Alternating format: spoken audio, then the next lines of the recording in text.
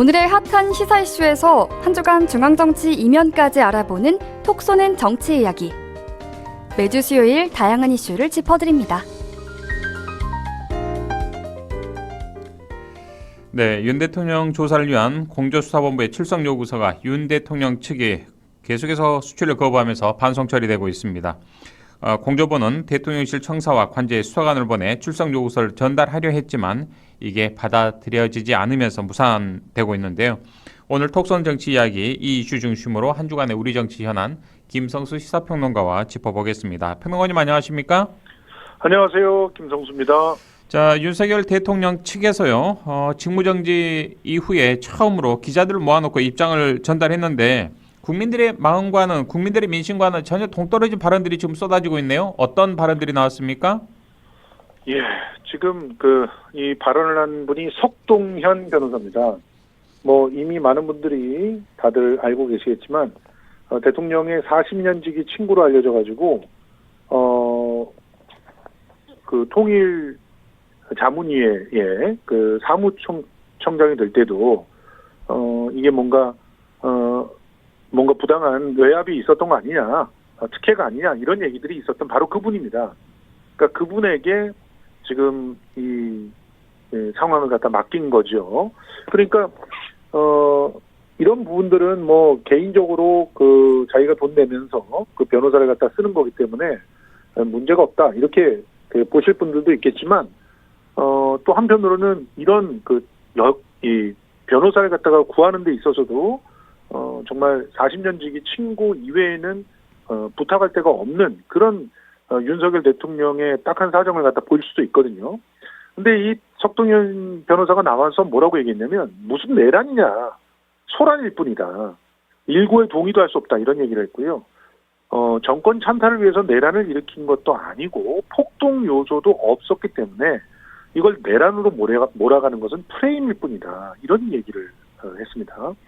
그리고 지금 진행되고 있는 수사에 대해서도 언급을 했습니다. 광기 어린 수사가 진행되고 있다는 거예요. 그러니까 지금 서로가 서로의 기관의 이해에 따라서 검사는 검사대로 또 경찰은 경찰대로 그리고 공수처는 공수처대로 공을 세우려고 하다 보니까 무리한 수사가 진행되고 있는 것이다 이런 주장을 하고 있고요. 법정에 나가서 당당히 소신껏 입장을 피력할 것이다. 그러면서 실제로 헌재 재판정에도 또 법원의 재판정에도 모두 직접 윤석열 대통령이 설 것이다라고 얘기하고 있고요. 심지어 직접 변론을 하는 것도 고려하고 있다는 얘기까지 했습니다. 네. 내란 수사와 탄핵 심판은 성격이 다르니까 변호인단을 따로 구성해서 대응할 것이라고 했는데요. 앞으로 진행을 지켜보겠습니다. 얼마만큼 유능한 변호인들이 이 내란 범죄에 대해서 지금 현재 두 눈을 시퍼렇게 뜨고 밤새 뜬 눈으로 그 참혹한 상황을 지켜본 국민들을 설득시킬 수 있는 그런 법리적 논리를 제시할 수 있을 것인지 지켜봐야 될 것 같습니다. 네. 자, 실제로 대다수의 좀 많은 법조인들의 다수설은 내란죄에 해당된다라는 거 아니겠습니까? 자, 네. 그런데 이런 주장을 또 법정에서 윤 대통령 본인이 직접 변론에 나선다면 판결에 어떤 영향을 줄지도 좀 사뭇 궁금한 지점입니다. 제가 생각하기로는 전혀 도움이 안 될 거라고 생각하고 있어요. 네. 일단 정권 찬탈을 위해서 내란을 일으킨 게 아니다. 경고성 경고성 계엄이었고, 그리고 실제로 내란에 준하는 그런 헌정의 교란을 가져온 것은 야당이었다 이런 주장을 하고 있잖아요. 똑같은 주장들을 전두환도 했었고 박정희도 했습니다. 박정희가 5.16 군사 쿠데타를 일으킬 때 구국의 일념으로 했다고 그랬고요. 자금은 정치 상황이 너무나 지극히 혼란스러워서 사회가 불안정하다 이런 식의 핑계를 댔어요. 그러면서 이런 불안정한 상황을 일거에 종식시키기 위해서, 그래서 정상화를 시키기 위해서 혁명을 한다 이런 얘기를 하면서 쿠데타를 했잖아요. 전두환도 마찬가지였습니다. 그때 당시에 12.6 이후에 수사를 하던 수사 담당자가 갑자기 군의 최고위의 참모총장 계엄령을 내리고 계엄령을 좌지우지할 수 있는 그런 최고 실력자를 그냥 체포를 해버렸어요. 그리고 나중에 그건 다 허위라는 게 밝혀지지 않았습니까? 그러면서 역시 똑같은 게 사회의 안정을 얘기를 했고 정치의 불안을 얘기를 했습니다. 그런데 결국 역사는 다 밝혀냈죠. 실제로 권력의 침탈을 위해서 이상한 명분을 가져다 댄 것에 불과하다라고 얘기를 했거든요. 그러니까 이전에 내란들도 역시 정권 찬탈을 언급한 적이 단 한 번도 없습니다. 그런데 내란이 안 된다고 얘기하는 게 그러면 내란할 때 정권 찬탈할 거예요 이러고 내란하는 사람들 봤습니까? 그리고 지금 대통령의 권력을 갖고 있는데 정권을 찬탈할 필요가 있겠느냐 이런 얘기를 했는데 그때 당시에 그 처음 5.16 군사 쿠데타만 제외하거든요. 보안사령관이라고 하는 전두환 그 일당들은 전부 강력한 그런 권한을 가지고 있었어요. 그래서 허수아비밖에 안 되는 그런 대통령을 그 앞에 내세우고 대통령 권한대행을 내세우고 실권을 갖다 다 장악하고 있었는데 정승화 보안사령관이 그들에 대해서 견제를 하기 시작하니까 신의 쿠데타를 일으킨 거거든요. 그러니까 이런 부분들을 전부 역사에서 알고 있는 사람들은 지금 대통령을 대변한다는 사람이 나와서 한다는 말을 정말 반성이라고는 조금도 모르는 후한무치한 내란 수계의 자기 변명이다라고 생각을 하고 있을 겁니다. 네. 그리고 폭동이 없었다라고 얘기했는데 폭동이라고 하는 것은 최광의로 해석한다는 게 지금 여러분들 유튜브만 뒤져봐도요. 경찰 그 공무원으로 시험 보려고 하는 사람들은 반드시 봐야 되는 그 법률적 지식 안에 들어가 있습니다. 거기에 이 내란에 관련돼 있는 그 범죄를 어떻게 해석하느냐? 최광의. 그러니까 헌법 기관의 정상적인 어떤 결단을 방해하기만 해도 그 폭동으로 하고 그 규정을 하고 있어요. 실제로 지금은 국회에다가 총 차고 실탄 들고 실탄이 무려 9,000발이나 됐다고 나오고 있지 않습니까? 심지어 시민들과 물리적으로 충돌하면서 창문 깨고 난입했어요. 그리고 국회의원들을 잡아 넣으려고 그랬고 대통령이 직접 전화를 해서 국회 정원이 다 찼지 않았다고 하니까 문 깨고 들어가서 끌어내라고 명령했다고 지금 보도가 나오지 않습니까? 네. 이런 상황을 폭동이 아니라고 얘기한다면 뭐가 폭동인 걸까요? 시민들은 정해져 있는 그 경찰의 폴리스 라인을 넘어서기만 해도 폭동의 요소가 있다고 바로 연행합니다. 이번에도 국회에서 담을 넘은 일부 시민을 경찰이 연행에다가 시민들의 강력한 항의에 부딪히면서 연행을 포기한 적이 있었거든요.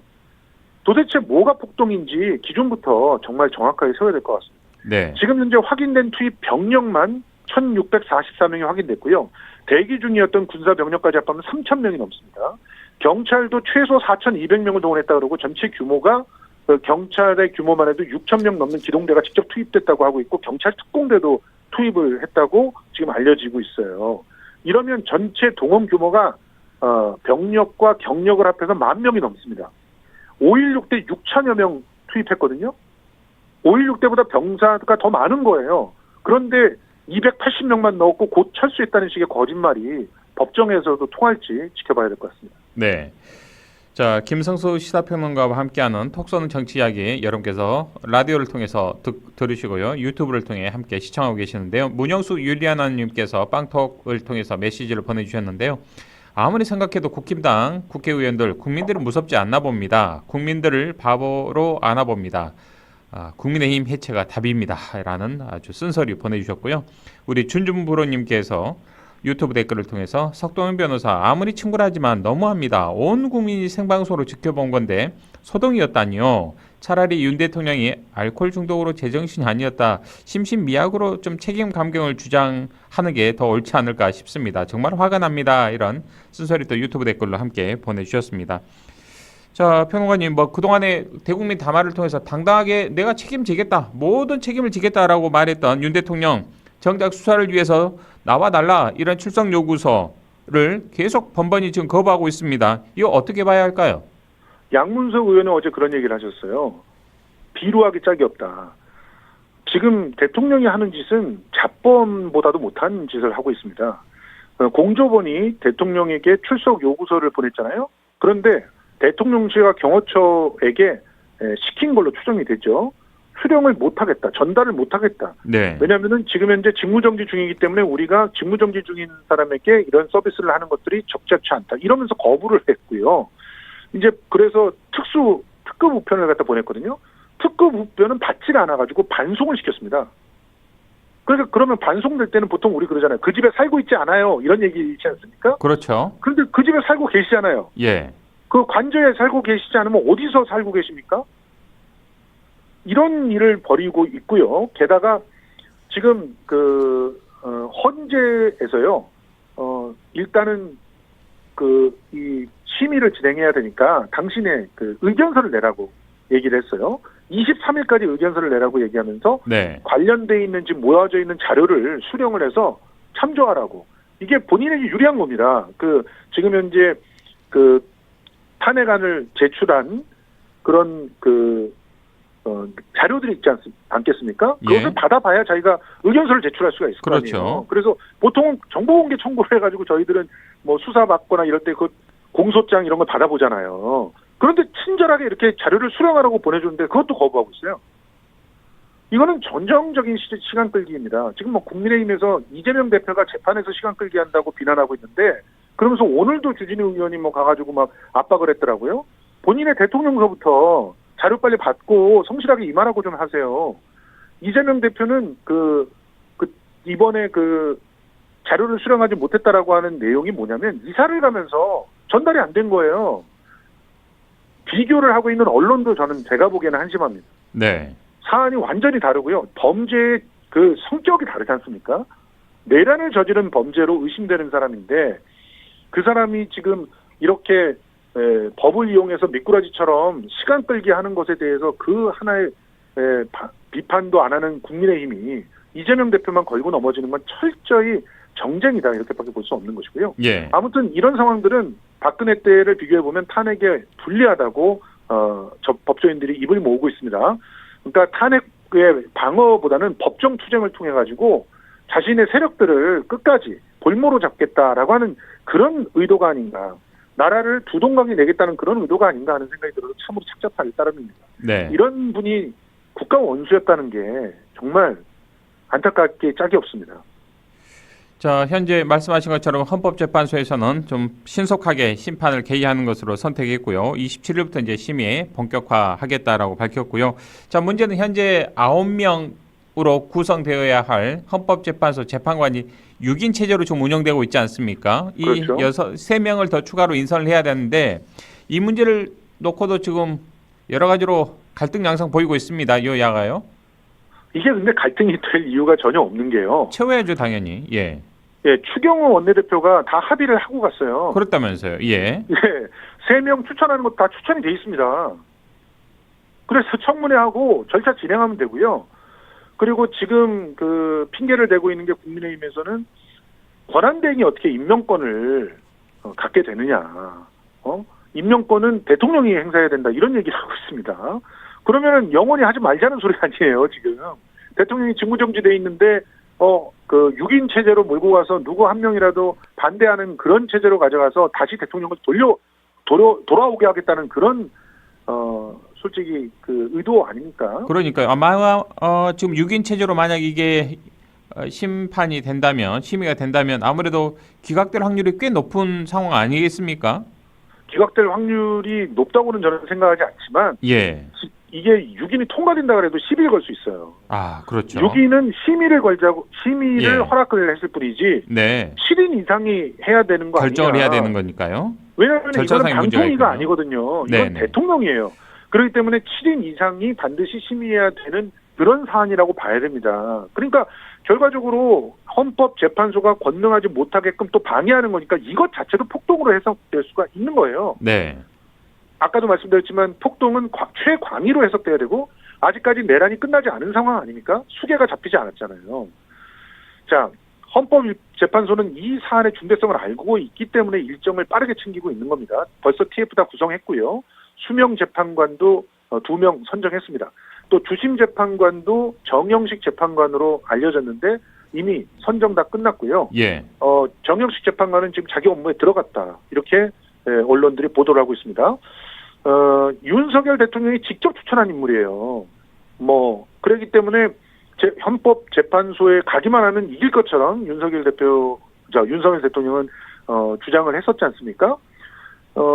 그래서 민주당과 민주당을 지지하는 측에서는 정영식 재판관이 어떻게 주심으로 될 수 있느냐, 6명 뺑뺑이 돌렸는데 어떻게 이 사람이 하필이면 되느냐라고 분통을 터뜨리고 있는 상황입니다. 그런데 중요한 것은 내란이라고 하는 것이 그 범죄가 완벽하게 판결 나기 전에 지금 현재 이 상황은 헌정을 스스로 대통령이 유린한 것으로 보는 데는 큰 견해 차이가 없거든요. 그러니까 주심이 누가 되든 헌재에서 진행하는 것 자체는 문제가 없다고 하고요. 수명 재판관이 중요하거든요. 네. 수명 재판관이 자료를 다 정리하고 하는데 수명 재판관 또 다른 분은 또 진보적인 입장에 있기 때문에 서로가 견제가 될 수 있어서 오히려 누구든 동의할 수 있는 그런 결과가 나오지 않겠느냐, 이렇게 중립적인 입장을 갖고 있는 분들을 보고 있고요.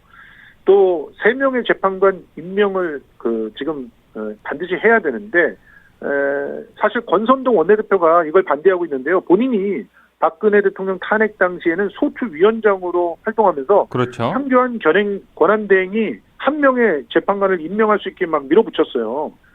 그렇기 때문에 본인이 했던 일을 이제서는 아니다라고 이렇게 얘기할 수는 없는 거 아닌가 생각이 됩니다. 네. 자, 검찰이 이제 계속해서 수사를 방해하는 것 아니냐 이런 논란의 중심에 있었는데 결국에는 공수처의 사건 전체를 이첩하기로 넘기기로 결정을 했네요. 그렇습니다. 검찰이요, 그 건진법사를 체포할 시점서부터 시작해서 상당히 내홍이 있었던 것 같습니다. 예. 지금 현재 취재한 바로는 이제 심우정 검찰총장 쪽에서는 이첩을 하는 쪽을 선택을 했고, 그리고 그 특수수사본부장 박세현 본부장으로 알려져 있잖아요. 이분 같은 경우는 거의 반대했다는 걸로 이제 언론에 나오고 있는데, 사실 검찰은요 지금 내란죄를 수사할 권리 자체가 없습니다. 그렇기 때문에 검찰이 잘못해서 뭔가 사건 자체를 이첩하지 않은 상태에서 문제가 생기면 그 책임이 전부 검찰한테 떨어지는데, 지금 현재 검찰을 국민들이 어떻게 보고 있습니까? 해체돼야 된다고까지 생각하고 있잖아요. 그런데 끝까지 이런 그 무리수를 계속 두다가는 큰일 나겠다는 생각을 검찰의 수장으로서는 할 수밖에 없지 않았나, 이런 생각이 들고요.